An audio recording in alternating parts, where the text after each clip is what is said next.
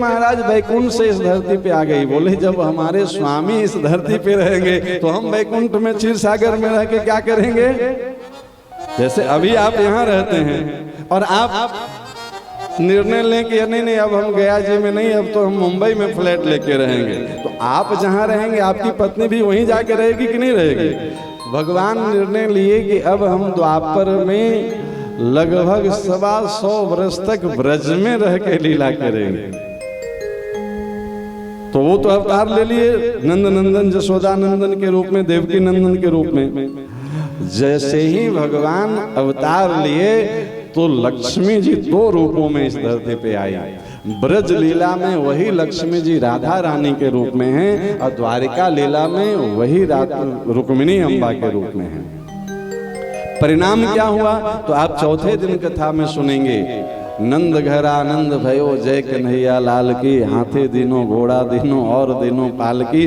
कथा कहती है कि 1-2 दिन नहीं, महीनों तक नंद उत्सव चला है। और नंद बाबा महाराज मुक्त हस्त से दोनों हाथ से तिजोरी से हीरे मोती जवाहरात लुटा रहे हैं और तिजोरी खाली नहीं हो रही है। आप कल्पना करिए किसी बड़े से बड़े तिजोरी जो आपके घर में होगा उसका कोई तो लिमिट होगा ना कि उसमें कितना संपत्ति होगा। नंद बाबा लुटाते जा रहे हैं, उसमें कम ही नहीं रहा है, खाली नहीं हो रहा है। इसका कारण क्या है तो श्रयत इंदिरा सस्वदत रही। नंदोत्सव शुरू हुआ और लक्ष्मी जी आकर के विराज गए।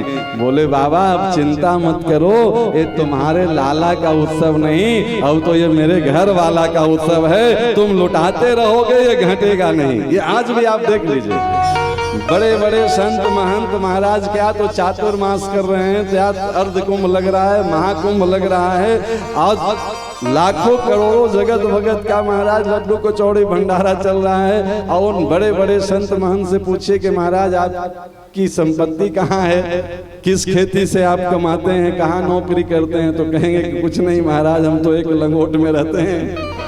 तो कहाँ से आप इतना भंडारा करवाते हैं, संत सेवा गौ सेवा कहाँ से हो रही है। महाराज ये हमारे करने से नहीं हो रही है, भगवान का उत्सव जहाँ होता है वहाँ लक्ष्मी जी आके विराजती हैं और वो उत्सव वो खुद संभालती हैं, वो खुद करवाती हैं। श्रेत इंदिरा सस्वदत रही। ये आज भी आप विश्वास नहीं करेंगे, हम ऐसे ऐसे लोगों की कथा किए हैं जिनके यहाँ 2 वक्त की प्रसाद की व्यवस्था नहीं और उन्होंने संकल्प किया कि प्रभु हमसे कथा करवा लें। इतनी शानदार कथा हुई कि महाराज दिन रात भंडारा चल रहा है। ये कथा जीवन का अनुभव बता रहे हैं। आज भी आप भगवान के नाम का संकल्प तो लें और देखिए फिर कैसे पूरा करते हैं। हमको आपको जब तक ये रहेगा मन में कि हमको कराना है तो महाराज पसीना छूट जाएगा। और जिस दिन ये आएगा कि नहीं प्रभु आप हमसे ये सेवा ले लीजिए, फिर आपको कुछ नहीं करना पड़ेगा, होते रहेगा सेवा। तो एक तो ये है कि हमको देवकर्म करें लाभ है, न करें तो नुकसान नहीं है, लेकिन पितृकर्म अनिवार्य कर्म है। ये करें तो लाभ है, न करें तो इसका नुकसान है। भैया वो ऋण खाता है वो डेफिसिट में जाते रहेगा, जितना ज्यादा दिन रहेगा उतना ज्यादा इंटरेस्ट होगा, उतना ज्यादा पनिशमेंट। जितना ज्यादा नोटिस का जवाब नहीं देंगे उतने तरह का कार्रवाई उस पर हो सकती है। कई बार बॉडी वारंट तक हो जाता है। नहीं भैया अब ये सुन ही नहीं रहा है तो अब इसको हाजिर करो पकड़ के। ये है पितृकर्म। ये हम हंसाने के लिए नहीं कह रहे हैं, तो थोड़ा विनोद में बोल रहे हैं, बट ये हमारे जीवन का सर्वोपरि कर्म है। देवकर्म, ऋषि कर्म और पितृकर्म में अगर 1 नंबर पे किसी को रखा जाए शास्त्र के अनुसार, हमारा इसमें कुछ नहीं है। तस्मात् शास्त्रम प्रमाणन्ते, जो शास्त्र प्रमाण करता है कार्या कार्यो व्यवस्थितो, क्या करना है क्या नहीं करना है, तो उसमें 1 नंबर पे हमको पितृकर्म। अब इसके लिए कुछ अनिवार्य शर्त है, वह भी बता के फिर कथा में प्रवेश करें। वो शर्त एक तो बता दिए ना कि जिसके पास जितना हो उतना में कर सकता है। 1 मुट्ठी घास लेकर के गौ सेवा कर लें, इसमें तो कोई घाटा नहीं है। भाव हमारा पहुंच जाना चाहिए वहां तक।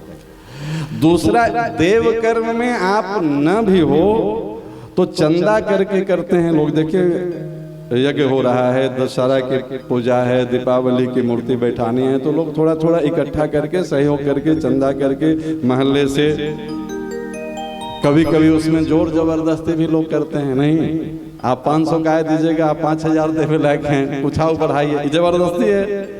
ये देव कर्म में कर सकते हैं। देव कर्म में आप ऋण लेकर के भी कर सकते हैं। भैया आज नहीं है, हमको करना है, अब नवरात्रा भी है तो नवरात्रा तो बाद में होगी नहीं, तो हम उधार सामान लेकर के भी आए, बाद में चुका दिए, ये ऑप्शन है। देव कर्म में आप किसी से उधार लेके कर सकते हैं, कर्ज लेके कर सकते हैं, सहयोग लेके कर सकते हैं। पितृ कर्म में ये नहीं करना है। पितृ कर्म में न तो कर्ज लेना है न तो सहयोग लेना है। आप पितृ कर्म के लिए चंदा नहीं मांग सकते हैं कि भैया हमको जो है सो पितृ तर्पण करना है और थोड़ा थोड़ा पूरे मोहल्ले से 100-100 रुपए इकट्ठा, ये नहीं होता है, कभी आप नहीं सुनेंगे, करना भी नहीं है, शास्त्र में वर्जित है। अभी बताए ना, जितना है उतने से, तो पत्रम पुष्पम फलम तोयम, जितना है उतने से करना है। देव कर्म में आप अपने औकात से ज्यादा भी कर सकते हैं। अगर संभावना है कि भैया खेत में फसल लगी है, हम अभी कर लेंगे नवरात्रा में पूजा, तो हम 1 महीने बाद भर देंगे, तो उसके आप भरोसे आप वहां पे कर्ज लेके भी देव कर्म कर सकते हैं। लेकिन पितृ कर्म में ये वर्जित है, यहाँ कर्ज लेके नहीं करना है। दूसरा पितृ कर्म में वर्जित है, पितृ कर्म का कोई अंश उधार नहीं रखना है। देव कर्म में आप कर सकते हैं, आज लोग करते हैं, आप लोग को अनुभव होगा। आज सत्यनारायण भगवान की कथा की सरकार ठीक है दक्षिणा 2 दिन बाद दे देंगे, वो 2 महीना बाद भी देते हैं, नहीं भी देते हैं कई बार। इसमें अगर आप 1 पैसा भी, जैसे अभी बताया ना कि एक बचत खाता है, एक ऋण खाता है, तो कई बार ऋण खाता का सेटलमेंट होता है कि चलो 1 करोड़ था, अब कुछ सरकार माफ कर दिया, इतना तो दे दो तो हो जाएगा आपका कर्जा माफ। कई बार ऐसा होता है। अब मान लो आप पे सरकार ये निश्चय कर दिया कि आपको 10,000 रुपया देना है, तो ये ऋण खाता बंद कर देगी सरकार। आप 10,000 में 9,500 रुपया दे दें और 500 रख लें, तो ऋण खाता बंद होगा? अरे 1 रुपया भी अगर रह जाएगा ना, तो आपका 9,999 रुपया दिया हुआ वो फिर से ऋण खाता चलते रहेगा, वो फिर 1 रुपये का इंटरेस्ट जुड़ते रहेगा, वो बंद नहीं करेगी सरकार। आप बचत खाता में छोड़ दें, सरकार कोई कार्रवाई नहीं करेगी। आपका लाखों रुपया पड़ा रह गया, कोई नहीं लेने गया, उसको कोई लेना देना नहीं है।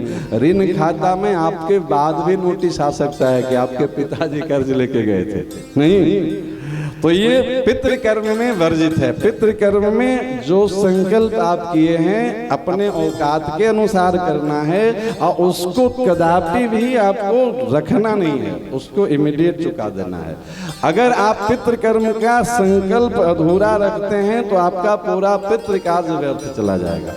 इसलिए ऑप्शन दिया गया कि आप या तो करें ही नहीं, जितना है जल ले लीजिए। अच्छा, तर्पण करने में क्या लगता है? जल ले लीजिए, तिल ले लीजिए, जौ लीजिए, अरवा चावल, तर्पण हो गया।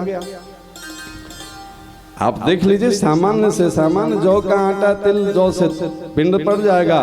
फल्गु नदी में जाकर तर्पण कर लीजिए, गाय को 1 मुट्ठी घास खिला दीजिए। आप आराम से बिना साधन के भी पितृकर्म कर सकते हैं। जब इतना आसान उपाय है तो इसमें हमको चालाकी नहीं लगानी है। इसलिए पितृ कर्म का उधार तो पहले से पड़ा है भैया, उसी को चुकाने के लिए चले हैं, और फिर इसमें उधार रख लिए तो उधार में बट्टा हो गया ना। तो कई बार लोग कहते हैं कि हम किए तो थे महाराज, लाभ नहीं मिला हमको। डॉक्टर को सिर्फ दिखाने से लाभ नहीं होगा, उसका विधि अनुसार दवाई खाइए। दवा के साथ साथ अनुपान होता है। आप दवा तो खा रहे हैं, आप परहेज नहीं करेंगे, अनुपान नहीं लेंगे, तो दवा खाते हुए भी बीमारी नहीं ठीक हो सकता है। तो इसलिए ये सावधानी है पितृकर्म का कि इसमें आपको न तो कर्ज लेके करना है, ऐसा भी नहीं कि नहीं है तो हम 2 लाख रुपया कर्ज लेके कथा करा लेंगे, बिल्कुल नहीं। आप भागवत जी लीजिए और स्वयं से हिंदी बाँच लीजिए, घर में पढ़ लीजिए। कोई जरूरी नहीं है कि लाखों रुपया का पंडाल लगाएं। भगवान को प्रदर्शन से कोई लेना देना नहीं है। यही कथा आप कल की कथा में सुनेंगे, जब परीक्षित जी को सुखदेव जी कथा सुना रहे हैं तो महाराज कौन सा टेंट पंडाल लगी है, कहाँ कथा हो रही है? गंगा के तट पे बैठे हैं परीक्षित जी सब कुछ छोड़ करके। सुखदेव जी प्रकट हुए हैं, ऋषि मुनि बालू का आसन बिछा दिए हैं, उसी पे बैठ करके सुखदेव जी कथा सुना रहे हैं। ये साधन साध्य कथा नहीं है, ये कृपा साध्य कथा है। भगवान की कथा साधन से नहीं मिलती है। साधन तो क्या है? अपने भाव को उनके चरणों तक समर्पित करना। मूल रूप से हमारा भाव भगवान तक पहुंच जाए, इसलिए पितृकर्म करना अनिवार्य है। और जितना हमारा समर्थ है उतना ही करना अनिवार्य है। अगर हम पितरों के निमित्त कोई संकल्प कर लिए हैं तो उसको इमीडिएट हमको पूरा करना ये अनिवार्य है। ये 3 शर्तों के साथ हमें सर्वोपरि पितृकर्म करना चाहिए। इसके बाद फिर आप देवकर्म तो डेली का है, ऐसा नहीं। पितृकर्म के लिए तो निश्चित है कि भैया 15 दिन ही पितृलोक से पृथ्वी पे आएंगे। देवलोक तो 24 घंटा जब चाहें तब उनके प्रति समर्पण रखें। ऋषियों के प्रति संत सेवा, साधु सेवा आप जब चाहें तब करते रहें, जथा योग ये सबको करना चाहिए। आइए एक सुंदर सा भजन, उसके बाद आज की मूल कथा आत्मदेव ब्राह्मण की बहुत सुंदर कथा है, इसका दर्शन करेंगे। ये सब कथा ही चल रही है। पहला दिन महत्व की कथा है, थोड़ा गंभीर विषय है, तो आज थोड़ा भजन कीर्तन कम है। क्योंकि देखिए भूमिका फाउंडेशन बढ़िया बन जाएगा ना तो बिल्डिंग बढ़िया तैयार होगी। इसलिए ये कथा मनोरंजन का विषय नहीं है। थोड़ा आप ध्यान देके सुनेंगे तो समझ में भी आएगी और लाभ भी मिलेगा। पवन प्रभु का नाम लिए जा रहा हूँ मैं,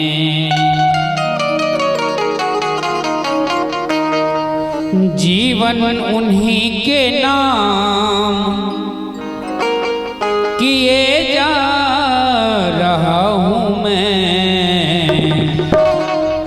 पावन प्रभु का नाम लिए जा रहा हूँ मैं, पावन प्रभु का नाम लिए जा रहा हूँ मैं। वो जीवन उन्हीं के नाम किए जा रहा हूँ मैं, जीवन उन्हीं के नाम किए जा रहा हूँ मैं। पावन प्रभु का नाम लिए जा रहा हूँ मैं, पावन प्रभु का नाम लिए जा रहा हूँ मैं। जय हो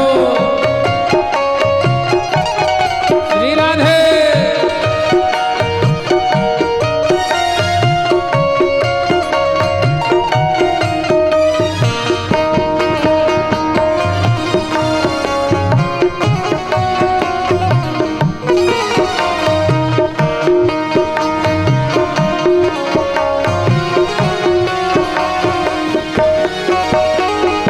अधमों से अधम तारे हो, तारोगे मुझे भी। अधमों से अधम तारे हो, तारोगे मुझे भी। अधमों से अधम तारे हो, तारोगे मुझे भी। इसी आसरे में अब तो जिए जा रहा हूँ मैं, इसी आसरे में अब तो जिए जा रहा हूँ मैं।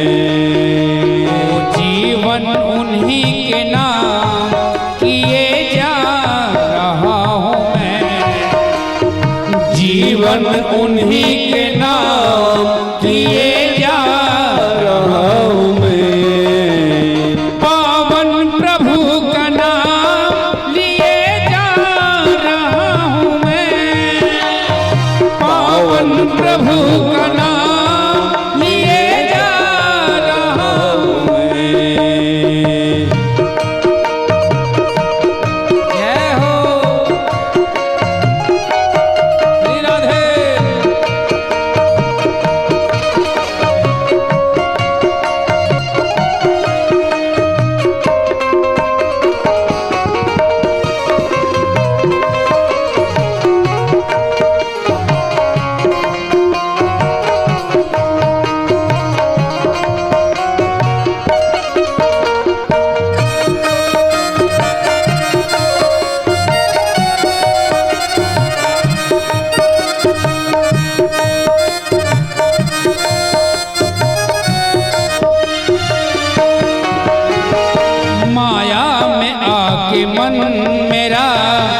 उलझा है किस तरह, माया में आके मन मेरा उलझा है किस तरह, माया में आके मन मेरा उलझा है किस तरह।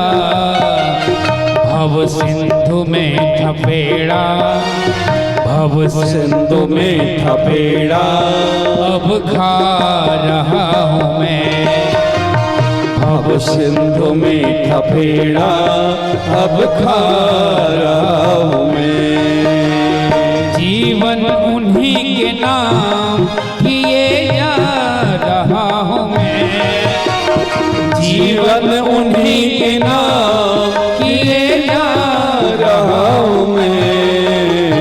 पावन प्रभु का नाम लिए जा रहा हूँ मैं, पावन प्रभु का नाम लिए जा रहा हूँ मैं।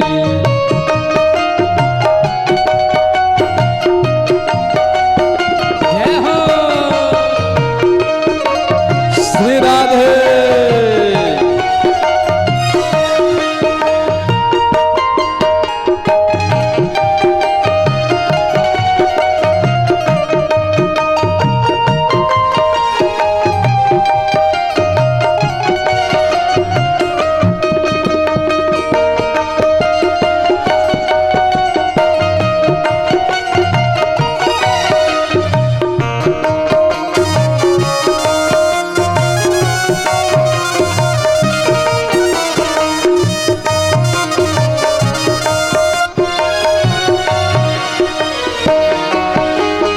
संसार से न मिल सका आया मैं हार के, संसार से न मिल सका आया मैं हार के, संसार से न मिल सका आया मैं हार के, संसार से न मिल सका आया मैं हार के, संसार से न मिल सका आया मैं हार के। इस आसरे से अब तो, इस आसरे से अब तो जिए जा रहा हूँ मैं, इस आसरे से अब तो जिए जा रहा हूँ मैं। पावन उन्हीं के नाम, जीवन उन्हीं के नाम किए जा रहा हूँ मैं, जीवन उन्हीं के नाम किए जा रहा हूँ मैं। पावन प्रभु का नाम लिए जा रहा हूँ मैं, पावन प्रभु का नाम लिए जा रहा हूँ मैं, पावन प्रभु का नाम लिए जा रहा हूँ मैं, पावन प्रभु का नाम लिए जा रहा हूँ मैं, पावन प्रभु का नाम लिए जा रहा हूँ मैं। एक बार सभी लोग भाव से बोलें राधे राधे। राधे राधे। जब बद्रिक आश्रम में व्यास गुफा में बैठ करके व्यास जी चिंतन कर रहे थे कि अभी तक जीव जगत के कल्याण के लिए हमें जो करना चाहिए था उसमें कोई कसर रह गई है, तो देव ऋषि नारद प्रकट हुए। बोले देवर्षि अभी तक ने आप जो भी किया है वो जीव को इस जन्म में पुण्य करके और भौतिक उपलब्धि को प्राप्त करने का साधन दिया है। अब आप भगवान की पावन लीला कथा का गान करें तो उससे आपका भी कल्याण होगा और भगवान की लीला कथा सुनने वाले का भी कल्याण होगा। हम अभी चर्चा किए थे कि भागवत जी सनातन हैं, नित्य सिद्ध अपौरुषेय हैं। जब नारद जी बोले कि आप भगवान की लीला कथा का गान कीजिए, उसको आप लेखनी में उतारिए, तो व्यास जी पूछते हैं नारद जी से कि नारद जी कभी किसी काल में भगवान की लीला कथा सुनने से किसी का कल्याण हुआ है क्या? आप देव ऋषि हैं, हम तो अभी द्वापर में हैं, पर आप तो ब्रह्मा जी के मानस पुत्र हैं, सृष्टि के रचना के समय से हैं, तो हमें आप कोई ऐसा प्रमाण बता सकते हैं कि किसी युग में, किसी मनमंत्र में, किसी समय में भगवान की लीला कथा सुनने गाने से किसी का कल्याण हुआ है क्या? देव ऋषि नारद जी बोले कि इस संबंध में हम दो प्रकार की आपको उदाहरण सुना सकते हैं, दो कथा सुना सकते हैं। कौन कौन सी कथा? देव ऋषि नारद जी बोले कि एक तो आप बीती कथा है और दूसरा जग बीती कथा है। आपको पहले कौन सी कथा सुनाएं, आप बीती की जग बीती? व्यास जी बोले कि पहले आप बीती ही सुना लीजिए, क्योंकि अपने पे जो बीता है वो ज्यादा अनुभव का विषय है, फिर जग बीती सुना दीजिएगा।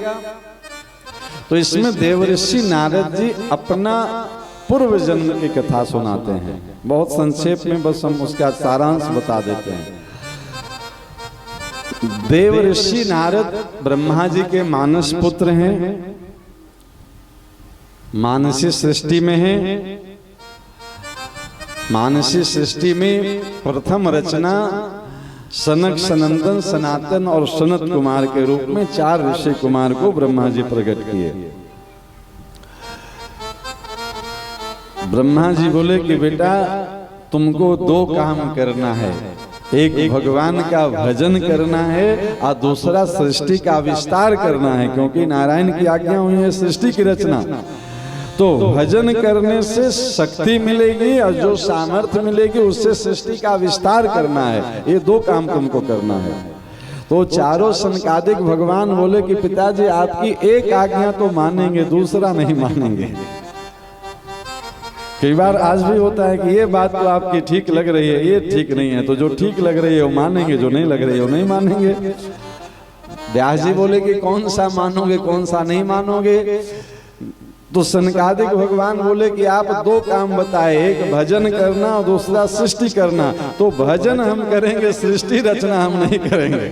आज तक भजन ही कर रहे हैं, सृष्टि की रचना किए नहीं। वो नारायण नारायण नारायण करते करते बद्रिकाश्रम में चले गए। बोले आपका पहला ही सलाह हमको बहुत अच्छा लग रहा है, जीवन भर भजन ही करें, ये सृष्टि रचना के झंझट में क्यों पड़ना है।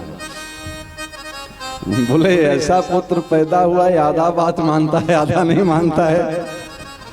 लेकिन बोले अब आप जो हो दंडवत किए, और नारायण नारायण आज भी वो बद्रिकाश्रम में तप कर रहे हैं, भगवान का भजन कर रहे हैं। तो फिर दूसरी मानसिक सृष्टि में नारद जी को प्रकट किए, देव ऋषि नारद जी, उनको भी वही 2 बात बताए। नारद जी बोले पिताजी हमको भी बड़े भैया वाला रास्ता ज्यादा बढ़िया लग रहा है, जिस रास्ते पे बड़े लोग चले हैं वही रास्ता उपयुक्त है, तो हम भी भजन ही करेंगे। नारद जी भी आज तक भजन ही कर रहे हैं। तो इनके फिर तीसरे सृष्टि में, मानसी सृष्टि में, जब दूसरे सृष्टि भी इनका आधा बात माना आधा नहीं माना, तो ब्रह्मा जी को थोड़ा गुस्सा आया, क्रोध आया। तो इनके क्रोध से, इनके भ्रुकुटी मध्य से रुद्र प्रकट हुए। क्रोध में प्रकट हुए थे, इसलिए उनका नाम रुद्र पड़ा, थोड़ा रौद्र रूप में शंकर जी प्रकट हुए। सृष्टि क्रम में भागवत जी के अनुसार ऐसे शंकर जी तो सनातन भगवान हैं, पर सृष्टि की रचना के क्रम में वो ब्रह्मा जी के भ्रुकुटी मध्य से उनकी उत्पत्ति है। 2 काम उनको भी बताए कि भजन करना है, सृष्टि की रचना करना है। तो अब शंकर जी भी चाहते तो यही थे कि जो हमारे बड़े भैया लोग किए हैं वही हम भी करें, पर ये थोड़ा संकोची स्वभाव के संतान थे, या उनको लगा कि पिताजी को मना करना थोड़ा ठीक नहीं लग रहा है।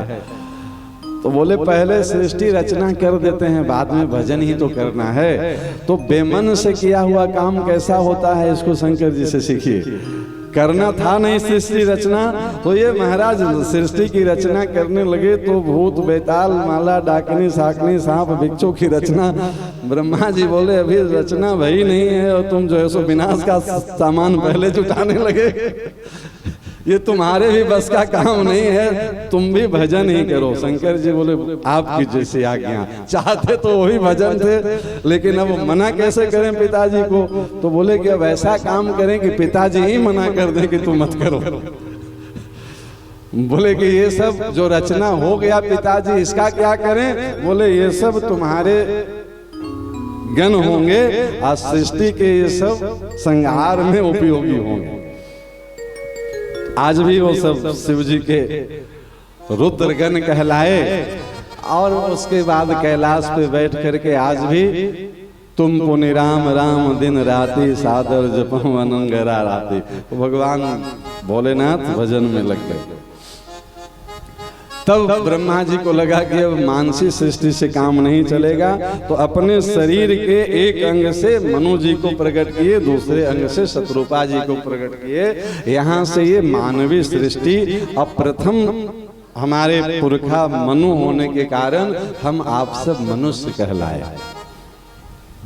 तो नारद जी तो ब्रह्मा जी के मानसिक सृष्टि में हैं। अब एक दिन ब्रह्मलोक में जब सृष्टि का विस्तार हो गया तो ब्रह्मलोक में भगवान का भजन हो रहा था। तो भजन में भी गंधर्व लोग, ये वेद का एक अंग है, उपांग गंधर्व वेद, गंधर्व लोग गायन कर रहे थे। तो नारद जी भी गंधर्व श्रेणी में आते हैं। तो नारद जी को भी बुलाया गया ब्रह्मा जी के द्वारा कि तुम भी वीणा बहुत अच्छा बजा के भजन गाते हो, तो कुछ तुम भी सुनाओ। अब ब्रह्मलोक में महाराज दिव्य दिव्य अप्सराएं सब भगवान के सामने नृत्य प्रस्तुत कर रही थी। तो नारद जी गए तो थे भजन करने, लेकिन इनका मन उन अप्सराओं की ओर आकृष्ट होने लगा। तो ब्रह्मा जी तो महाराज बुद्धि के देवता हैं, वो समझ गए कि ये ढोंग तो भजन करने का कर रहा है, पर भजन का उद्देश्य भगवान को रिझाना है, या भगवान को न रिझा करके ये अप्सराओं को रिझाने में लगा हुआ है। तो ब्रह्मा जी उनको श्राप दे दिए नारद जी को कि तुम्हारा पतन हो जाएगा, तुमको पृथ्वी पे जाकर के दासी पुत्र के रूप में जन्म लेना पड़ेगा, फिर संतों के साथ तुम भजन करोगे, तब फिर तुमको ये दिव्य देह प्राप्त होगी। तो वो दिव्य लोक में अभी बताए थे ना कि पुण्य के प्रभाव से आप स्वर्ग लोक नहीं, देखिए ब्रह्म लोक तक पहुंचे हुए हैं नारद जी, फिर पतन हो गया, आना पड़ा उनको धरती पे। ये ब्रह्म लोक तक की भोग भी शाश्वत नहीं है जब तक भगवान राधा माधव के चरणारविंद मकरंद की प्राप्ति न हो जाए। महाराज कहाँ ब्रह्मा जी के सामने सदैव खड़े होके जहाँ भजन गाने की सामर्थ्य थी, और उस नारद जी का पतन हुआ। कितनी कथाएं हैं। तो नारद जी ये आत्मबीति सुना रहे, आप बीती कि हम कभी देवलोक में थे, गंधर्व थे, हमारा मन भगवान के भजन में नहीं लगा, हम लोग को रिझाने में लग गए, तो पतन हुआ, हम एक दासी के पुत्र बने। पर पुण्य तो था पहले का, देवलोक का संस्कार तो था, तो हम ऐसे दासी के पुत्र के रूप में जन्म लिए। जब हम छोटे थे, 5-7 साल के बच्चे थे, तो हमारी माँ जिस सेठ के यहाँ चौका बर्तन का काम करती थी, उस सेठ के यहाँ कुछ संत आए चातुर्मास करने के लिए। 4 महीने का एक व्रत होता है जो अभी चल रहा है, चातुर्मास का क्रम, ये कार्तिक शुक्ल पक्ष एकादशी तक चलेगा। तो संत आए, तो संतों के सेवा में सेठ जी, तो सेठ जी के यहाँ जो दास दासी थे सब सेवा में लग गए। तो माँ जब संतों की सेवा में रहती तो बच्चे भी वहीं रहेंगे, कहाँ जाएंगे। तो जब संत सत्संग करते तो बच्चे भी वहीं बैठ करके सत्संग सुनते। एक दिन सत्संग करने के बाद उसमें जो प्रधान संत थे वो अपनी कुटिया में प्रसाद ले रहे थे। बच्चे तो बच्चे, वो नारद जी छोटे से थे, वो घूमते टहलते उस संत की कुटिया में प्रवेश कर गए। वो देखे कि महाराज प्रसाद पा रहे हैं। तो पहले तो ये अब दासी के पुत्र थे, कुछ भूख भी लगी होगी क्षुधा की, तो इस उम्मीद से निहार रहे थे कि अब महाराज ये महात्मा तो बड़े अच्छे अच्छे खीर मालपुआ का भोग आरोग रहे हैं, हम अभी तक प्रसाद भी नहीं पाए हैं। अब सेठ जी के यहाँ सब लोग पा लेते थे, तब दास दासियों को मिलता था। अब अभी माँ को ही नहीं मिला है तो बच्चे को कैसे मिले? अभी संत भगवान भोग लगा लें तब तो लोगों को प्रसाद मिले। बच्चे के भाव को संत भगवान समझ गए। वो अब जब प्रसाद पा लिए तो अपनी पत्तल में कुछ शीत प्रसाद छोड़ दिए, उस बच्चे पे कृपा किए, बोले बेटा तुम बैठ के ही प्रसाद पा लो। नारद जी सुना रहे हैं कि उन संत के प्रसाद पाने के पहले हमको कथा में मन नहीं लगती थी। जब संत लोग चर्चा करते थे, भगवान की कथा कीर्तन करते थे तो हम उछल कूद करते थे, खेलते रहते थे वहाँ। लेकिन वो संत का जूठन प्रसाद का ऐसा प्रभाव हुआ कि महाराज उसके बाद हम कथा में ही मेरा मन लगने लगा। जब संत भगवान कथा भजन में बैठे तो हम भी जाके कथा में बैठ जाते थे। अभी जो बीमारी चली थी कोरोना काल, तो सुने होंगे कि एक दूसरे से बीमारी फैल रही थी।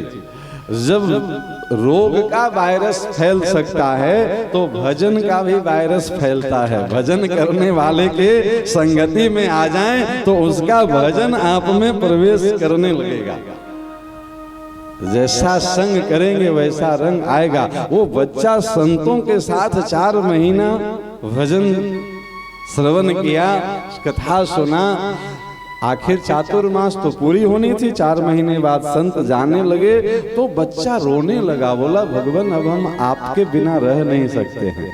अब हमको कथा से इतना प्रेम हो गया है कि कथा हमारा जीवन बन गया है, हम कथा के बिना जी नहीं पाएंगे।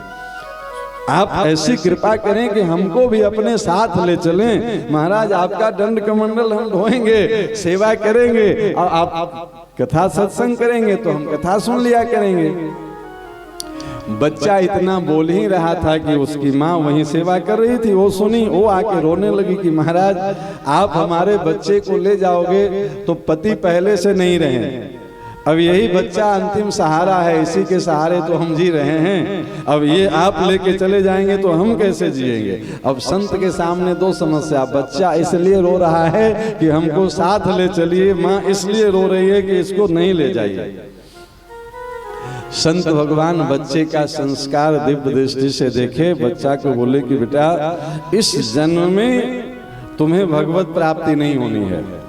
तुम्हारा पूर्व जीवन का कोई अच्छा पुण्य था जो गंधर्व में लोक में तुम भजन किए थे नारद के रूप में, उसका फल ये हुआ कि तुमको संतों का दर्शन हुआ, शीत प्रसाद मिला, संतों का सत्संग मिला। लेकिन चूंकि ब्रह्मा जी को जो श्राप मिला था उस श्राप के अनुसार इस जीवन में तुम्हें भगवत प्राप्ति नहीं होगी। कुछ दिन का अभी प्रारब्ध शेष है, बहुत जल्दी तुम्हारा ये शरीर पूरा हो जाएगा, तुम्हारी माँ का शरीर पूरा हो जाएगा। अगला जो जन्म मिलेगा उसमें तुम भजन करके भगवान को प्राप्त करोगे। इसलिए थोड़ी दिन तुम माँ की सेवा कर लो। बच्चा को संत भगवान समझा के चले गए। कथा आती है कि कुछ ही दिनों बाद उसकी माँ सेठ जी के यहाँ सेवा करती थी, तो ब्रह्म मुहूर्त में गो दोहन करने गई तो वो एक सर्प के दंश से उसकी मृत्यु हो गई। उसके कुछ ही दिन बाद बच्चे की भी मृत्यु हो गई। वो सब श्राप की लीला थी। एक जन्म का ये पूरा चक्र सुनाए। उसके बाद फिर उनका जन्म, नई सृष्टि, जब जब प्रलय होता है तो फिर नई सृष्टि की रचना होती है। तो अगली सृष्टि में फिर वो वही जो गंधर्व थे, जो दासी पुत्र थे, वही फिर ब्रह्मा जी के मानस पुत्र होकर के देव ऋषि नारद के रूप में प्रकट हुए। ये देव ऋषि नारद जी अपना पूर्व 3 जन्म की कथा सुनाए। बोले ये मेरी आप बीती है कि आज जिस देव ऋषि को लोग जानते हैं, ये देव ऋषि इसके पहले दासी का पुत्र था, उसके पहले गंधर्व था, वो गान बजान करता था। वो गलत अपना हाव भाव प्रकट करने के कारण ब्रह्मा जी के श्राप से दासी पुत्र बना। लेकिन भगवान की कथा सुनकर के एक दासी पुत्र भी आज देव ऋषि नारद बना बैठा है। ये है भगवान की कथा लीला का प्रभाव। व्यास यही पूछे थे ना कि कथा सुनने से किसी का कल्याण हुआ। नारद जी सुना रहे हैं कि पहला तो हम ही उदाहरण है कि अरे जो दासी पुत्र था, पता है देव ऋषि बनने की, अपने कर्मों से वो नहीं बन सकता है। भगवान की कथा का फल है कि एक दासी पुत्र को देव ऋषि बना सकता है। बोले ये तो आप बीती सुनाए, अब जग बीती सुन लो। ये तो मनुष्य जीवन की कथा सुनाए। अरे मनुष्य जन्म की तो चले क्या, कोई अपना इस जन्म में कल्याण न कर सके, वो मर करके प्रेत जोनी में पड़ा हो, उसकी भी उद्धार की गारंटी भागवत जी लेते हैं। श्रीमद् भागवती कथा प्रेत पीड़ा विनाशनम। और इसके लिए एक जगविती कथा सुनाए हैं, वो आत्मदेव ब्राह्मण की कथा है। वो कैसे है, इसी में कथा आएगी आगे। आत्मदेव ब्राह्मण के दो पुत्र हैं, गोकर्ण जी और धुंधकारी। धुंधकारी प्रेतात्मा बनता है गलत कर्मों के अनुसार, और गोकर्ण जी उसको कथा सुना करके उसके मुक्ति करवाते हैं। तो ये जगविती कथा नारद जी सुना रहे हैं। अब नारद जी आते हैं तो उनका एक स्पेशल रिंगटोन होता है। नहीं, आपके मोबाइल पे फोन आता है तो रिंगटोन बजता है ना, तो नारद जी आ रहे हैं, अब कथा नारद जी सुनाएंगे। तो थोड़ा नारद जी का रिंगटोन हम लोग उनके साथ साथ गा लें।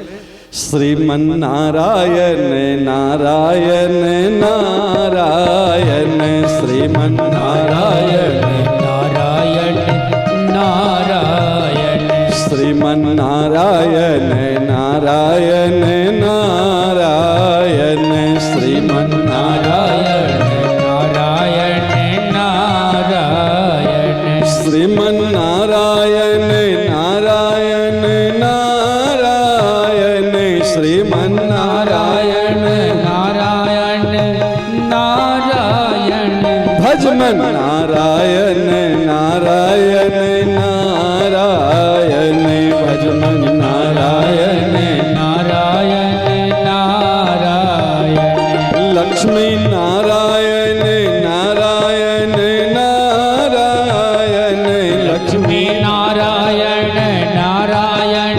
नारायण, बद्री नारायण नारायण नारायण, बद्री नारायण नारायण नारायण, शिवजी नारायण नारायण नारायण, शिवजी नारायण नारायण नारायण, अम्बा नारायण नारायण नारायण, अम्बा नारायण नारायण नारायण, गुरुवर नारायण नारायण नारायण, गुरुवर नारायण नारायण नारायण, गुरुमा नारायण नारायण नारायण, गुरुमा नारायण नारायण नारायण, सूर्य नारायण नारायण नारायण, सूर्य नारायण नारायण नारायण, सत्य नारायण नारायण नारायण, सत्य नारायण नारायण नारायण, श्रीमन नारायण नारायण नारायण, श्रीमन नारायण नारायण नारायण, भजमन नारायण नारायण नारायण, भजमन नारायण नारायण नारायण, श्रीमन नारायण नारायण नारायण, श्रीमन नारायण नारायण नारायण। बोलिए श्रीमन नारायण भगवान की। जय। थोड़ा सा ट्रेवल बढ़ा दो इसका। तो आइए बहुत सावधानी पूर्वक सुनिए, नारद जी बहुत सुंदर आत्मदेव की कथा सुना रहे हैं। तुंगभद्रा नदी के तट पे आत्मदेव नाम के एक ब्राह्मण रहते हैं।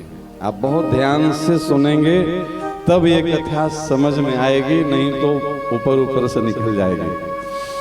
क्योंकि अब देव ऋषि नारद की वाणी है, तो ये ऋषि वाणी है, हम लोग मनुष्य हैं, तो थोड़ा अब विदेशी भाषा को समझने के लिए वो भाषा पढ़ना पड़ता है, तब अच्छे से समझ में आएगा।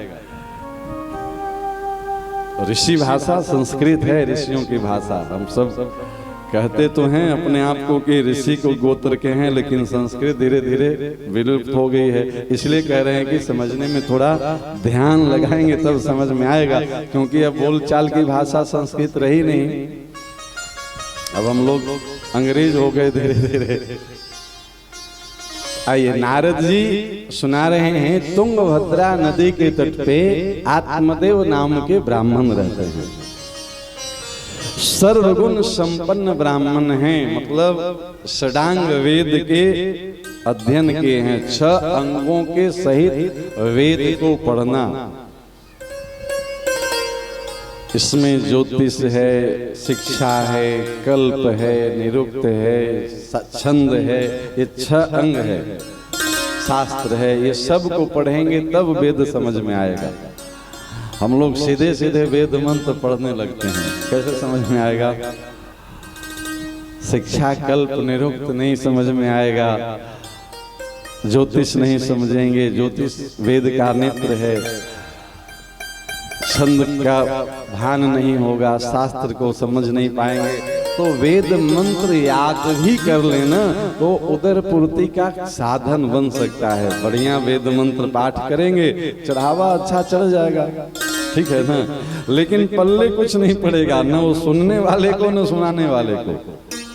जीवन भर गणानांत्वा गणपति गुण करने वाले को गगनानांत्वा गणपति गुण शब्द का अर्थ नहीं समझ में आएगा। पूरा गणानांत्वा समझना तो बहुत दूर की बात है। क्यों? क्योंकि अंग तो पढ़े नहीं, वेद मंत्र याद कर लिए।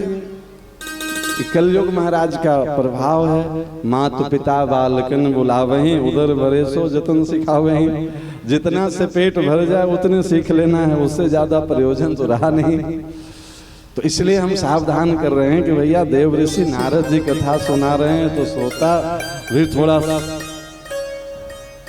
सावधान हो करके सुनेंगे तो समझ में आ जाएगा। ऐसे हम कोशिश करेंगे, नारद जी से प्रार्थना करेंगे कि थोड़ा सरल भाषा में वो समझा देंगे, हम जैसे अल्पज्ञ जीव भी समझ सके। तो तुंगभद्रा नदी के तट पे आत्मदेव नाम के ब्राह्मण रहते हैं। एक एक कथा को समझते भी चलेंगे तो ठीक रहेगा, क्योंकि फिर अब दोबारा फिर समझाना पड़ेगा। नदी का नाम क्या है? तुंगभद्रा। तुंग का मतलब होता है संस्कृत में सबसे ऊंचा, और भद्र का मतलब होता है सबसे श्रेष्ठ। अब आप देखिए संज्ञा कितना उटपटा है। नदी की ऊंचाई होती है कि नदी की गहराई होती है? क्यों जी? नदी ऊंची होती है कि गहरी होती है? अब नदी का नाम क्या है? तुंग और भद्र। ये ऊंचा है और श्रेष्ठ है। हिमाद्रि तुंग श्रृंग से प्रबुद्ध शुद्ध भारती, इसमें आता है तुंग मतलब सबसे ऊंचा, हिमालय का शिखर। तो हिमालय जैसा ऊंचाई है इस नदी का, और उसी स्तर का श्रेष्ठता है। इसीलिए बोले थे कि जब तक ध्यान से नहीं समझेंगे तो समझ में आएगा कि कोई ऊंचा नदी हो, नहीं समझ में आएगा ना, लेकिन समझ में आएगा। इस नदी के तट पे रहते कौन है? तो एक ब्राह्मण, और उनका नाम क्या है? आत्मदेव। ये हम आप सबके जीवन की कथा है। इसको ऊंचा क्यों कहा गया और श्रेष्ठ क्यों कहा गया? तो 84 लाख योनियों में सबसे ऊंचाई पे अवस्थित ये मानव जीवन है। इसको नदी की संज्ञा क्यों दिया गया? तो ये संसार को सागर कहा जाता है संसार सागर में जीवन की नैया है, पतवार सत्कर्म सदगुरु खेवैया। ये इसको भव सागर कहते हैं, इसलिए इसको नदी की संज्ञा दिया गया है। इसमें कर्म के प्रवाह में हम आप लोग बह रहे हैं, चाहे आप अच्छे कर्म करें या बुरे कर्म करें, ये दोनों फंसाने वाला है। आप समझिए गहराई से। अच्छे कर्म करके स्वर्ग जाएंगे। हम अच्छे कर्म क्यों कर रहे हैं? देवता बने, तो देवता बनेंगे तो क्या होगा? तो स्वर्ग में अच्छे अच्छे भोग मिलेंगे, वहाँ अच्छे अच्छे अप्सराओं के नाच देखने को मिलेगा। यही सुख है ना स्वर्ग की कल्पना, तो यही है। 56 भोग 3600 व्यंजन, और वो कभी रंभा आएगी, कभी तिलोत्तमा आएगी, कभी उर्वशी आएगी, और आपका मनोरंजन करेगी। स्वर्ग का भोग, और फिर छिन्ने पुण्य मृत्यु लोक विसंति, पुण्य खत्म हो गया तो फिर धक्का दे दिए जाएंगे, फिर जाइए पुण्य कमा के आइए, फिर भोग भोगिए। पाप करिएगा तो नरक में जाइएगा। 28 प्रकार के नरकों का वर्णन है भागवत जी में। 84 लाख योनियों में मरने कटने के लिए जाइए, लेकिन पाप भोग लीजिएगा तो फिर यहीं आइएगा। तो उसी प्लेटफार्म से दोनों गाड़ी खुल रही है, पाप वाली भी और पुण्य वाली भी, और फिर घूम फिर करके उसी प्लेटफार्म पे दोनों पहुंच रही है। एक कष्ट भोग के पहुंच रही है और एक बढ़िया से पहुंच रही है। इसको आसान भाषा में समझिए तो एक ही गाड़ी में कोई फर्स्ट क्लास एसी बोगी में बैठा है और कोई जनरल बोगी में महाराज वो बाथरूम के गेट पे धक्का खाते यात्रा कर रहा है। अच्छा, यात्रा दोनों की हो रही है नहीं, अब पहुंचेगा दोनों फिर उसी स्टेशन पे। जहां गाड़ी रुकेगी तो एक ही प्लेटफार्म पे दोनों यात्री नीचे, एसी वाला भी और रिजर्वेशन वाला भी और वो धक्का खाने वाला भी। अंतर क्या हुआ दोनों की यात्रा में? तो एक बढ़िया रुपया दे करके एसी का टिकट खरीदा तो उसका सुख पूर्वक यात्रा हुआ। एक जनरल टिकट में तो महाराज जो बाथरूम के गेट पर भी धक्का खा रहा है बार बार, भाई साहब थोड़ा किनारे हटिए नहीं, तो वहां की भी बदबू में खड़ा रहना भी मुश्किल है। ये नर्क की यात्रा है, ये स्वर्ग की यात्रा है, लेकिन अंतिम में दोनों की प्राप्ति एक ही प्लेटफार्म की होनी है।